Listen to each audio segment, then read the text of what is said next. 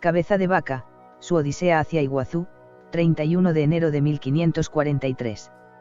Hace unos años, con motivo de esta efemérides, escribí un artículo acerca de este personaje. Un personaje cuya vida parece sacada de una película de Hollywood y que sin embargo apenas ha merecido algunas líneas en nuestros libros de texto, y me refiero a los libros de texto del siglo XX. En los actuales ni se le menciona. Álvar Núñez Cabeza de Vaca, tenía un curioso apellido de origen legendario. Según la leyenda, en 1212, un pastor llamado Martín Alhaja, ayudó a las tropas de Alfonso VIII, indicándoles un camino que les permitiría atacar por sorpresa a las tropas de los almohades. El camino lo marcó con cráneos de vacas muertas y el rey le otorgó el apellido con esta denominación, como premio y recordatorio de la hazaña. Casi 300 años más tarde, uno de los descendientes de la saga, nacía en Jerez de la Frontera, Álvar Núñez. Quedó huérfano tempranamente y, como muchos de su clase, intentaron hacer fortuna en la milicia y participó en las campañas en Italia, contra Francia. Posteriormente luchó en la batalla de Villalar, a las órdenes de Íñigo Fernández de Velasco, y aunque pocos detalles se conocen, debió ser bastante eficaz, ya que en 1527 lo encontramos embarcado en Sanlúcar de Barrameda, con el cargo de tesorero y alguacil mayor, en una expedición de conquista y colonización de la Florida. Dicha expedición estaba en teoría bien organizada y la componían 600 hombres y mujeres transportados en 5 naves. Al mando estaba Pánfilo de Narváez, un controvertido personaje con mucha experiencia en América, experiencia que no tenía Cabeza de Vaca.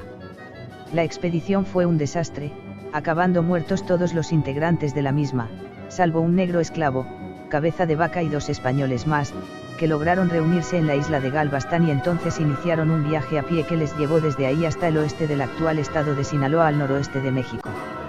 Más de 2000 kilómetros andando, cosa que les llevó 9 años. Esta experiencia marcó profundamente a Cabeza de Vaca.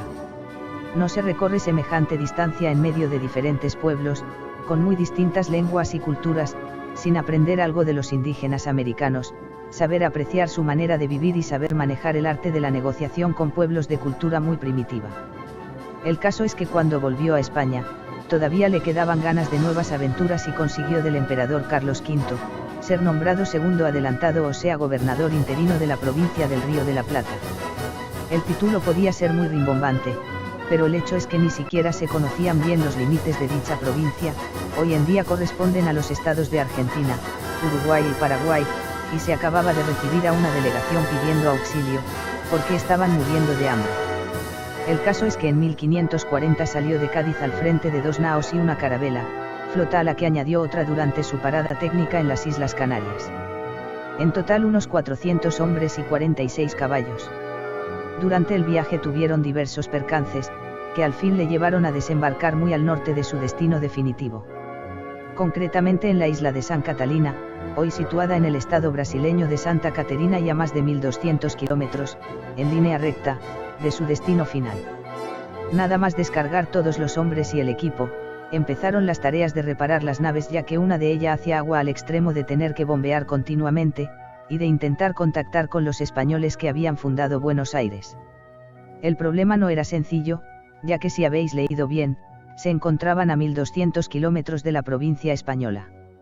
Es como si desembarcas en Cádiz, España, y te quieres enterar de lo que está pasando en Marsella, Francia.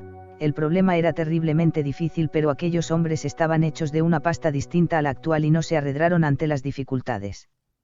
La experiencia de varios años conviviendo con indígenas en el norte de América, le había dado habilidades para manejar problemas de comunicación entre culturas diferentes. Consiguió detectar a 2 misioneros franciscanos que se encontraban perdidos a unos kilómetros, y se enteró que habían serios problemas de organización en la nueva provincia.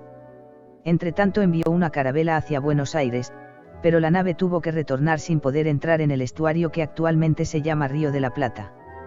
Los vientos contrarios y la carencia de pilotos conocedores de la zona, se lo impidieron.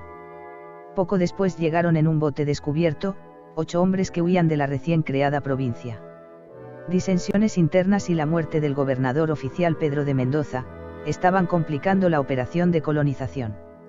Cabeza de Vaca se había hecho una idea de la situación en el territorio y pensaba que era posible hacer el viaje hacia Buenos Aires, por tierra buscando el río Uruguay y bajando por él.